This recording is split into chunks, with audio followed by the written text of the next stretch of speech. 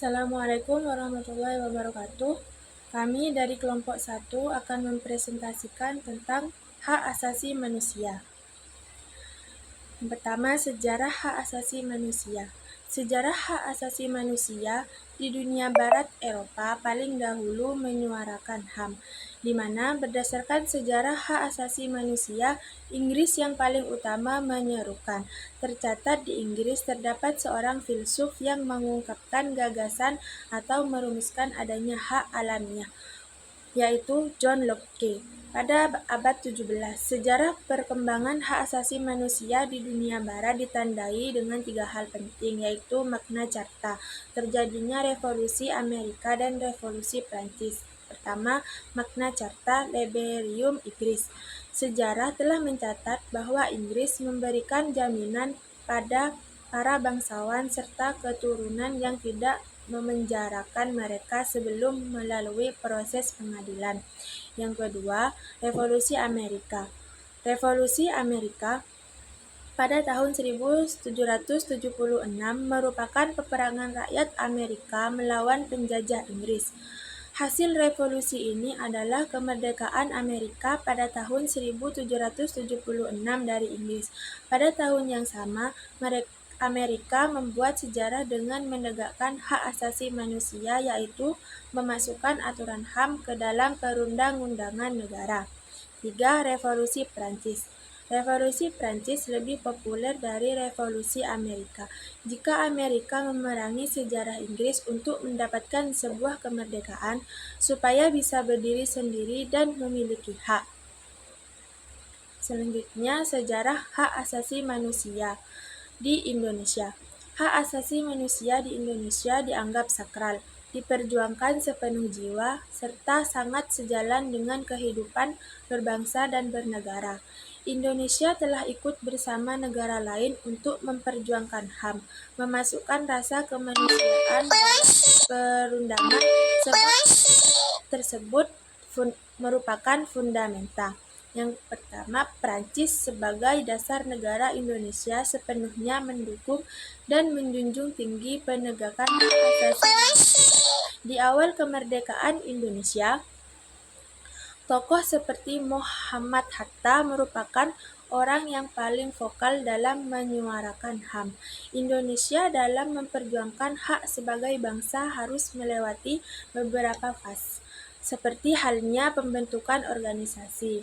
Selanjutnya, pengertian hak asasi manusia.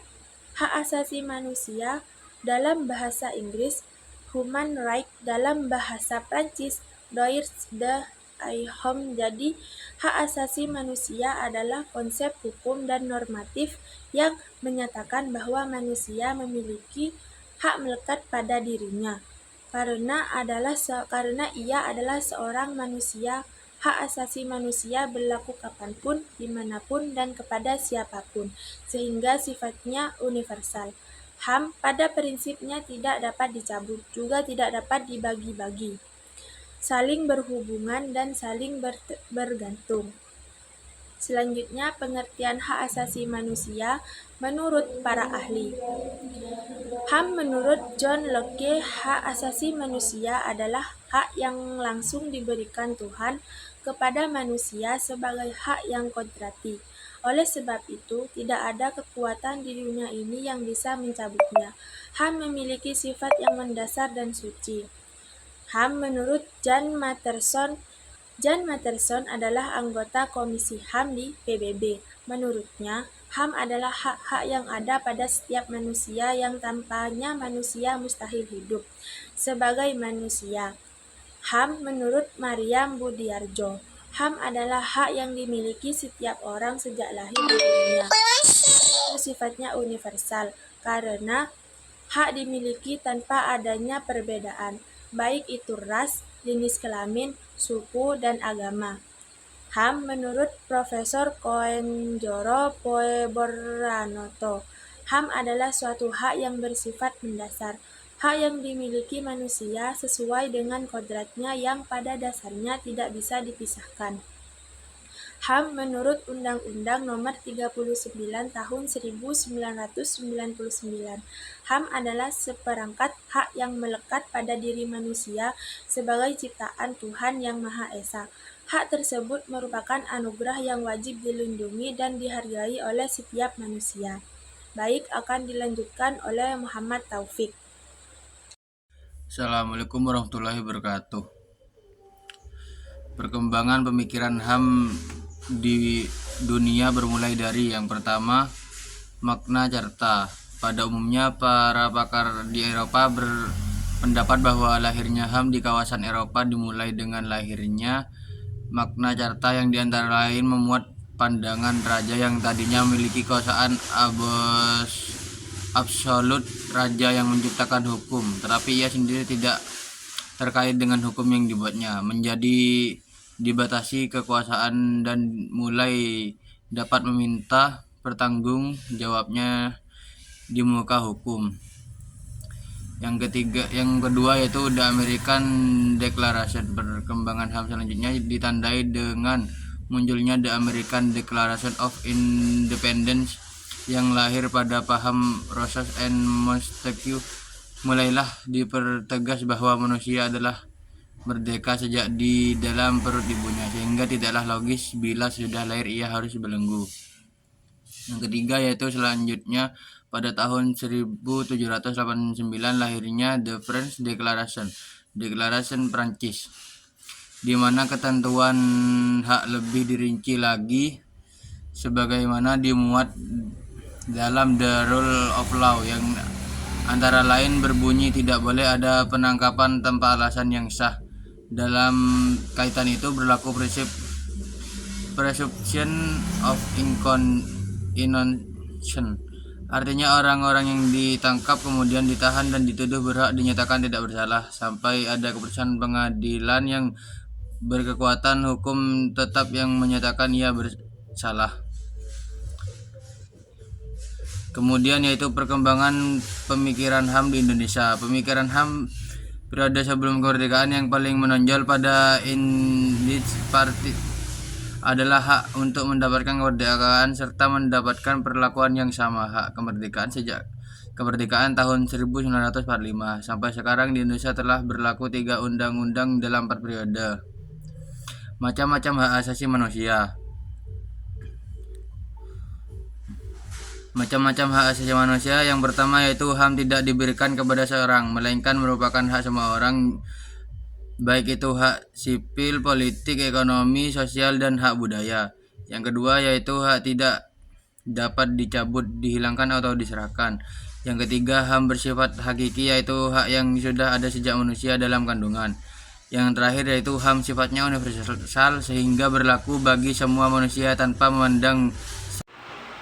Assalamualaikum warahmatullahi wabarakatuh. Saya akan melanjutkan. Ini contoh-contoh kasus pelanggaran HAM di Indonesia. Yang pertama, kasus tragedi Partai Komunis Indonesia yang terjadi 1965 sampai 1966. Yang kedua, kasus penembakan misterius pada tahun 1982 sampai 1985. Yang ketiga, tragedi Semanggi dan kerusuhan pada Mei 1998. Yang keempat, kasus terbunuhnya aktivitas HAM Munir Said Tholib, tragedi Wacana Berdarah pada 4 April 2003. Dari pemateri yang sebelumnya dapat disimpulkan, yakni HAM adalah hak-hak dasar yang dimiliki oleh manusia sesuai dengan kiprahnya. Setiap individu mempunyai keinginan agar HAM-nya terpenuhi, tapi satu hal yang perlu kita ingat, bahwa jangan pernah melanggar atau menindas HAM orang lain. HAM setiap individu dibatasi oleh HAM orang lain. Dalam Islam sudah lebih dulu memperhatikan HAM. Ajaran Islam dapat dijumpai dalam sumber utama ajaran Islam, yaitu Al-Quran dan Hadis, yang merupakan sumber utama normatif. juga terdapat dalam praktik kehidupan umat Islam. Dalam kehidupan bernegara, HAM diatur dan dilindungi oleh Perundang-undangan RI, di mana setiap bentuk pelanggaran HAM, baik yang dilakukan oleh seseorang, kelompok, atau suatu instansi, atau bahkan suatu negara, akan diadili dalam pelaksanaan peradilan HAM. Peradilan HAM menempuh proses pengadilan melalui hukum acara peradilan HAM sebagaimana terdapat dalam Undang-Undang Pengadilan HAM. Saran, sebagai makhluk sosial, kita harus mampu mempertahankan dan memperjuangkan HAM kita sendiri. Di samping itu, kita juga harus bisa menghormati dan menjaga HAM orang lain. Jangan sampai kita melakukan pelanggaran HAM, dan jangan sampai pula HAM kita dilanggar dan diinjak-injak oleh orang lain.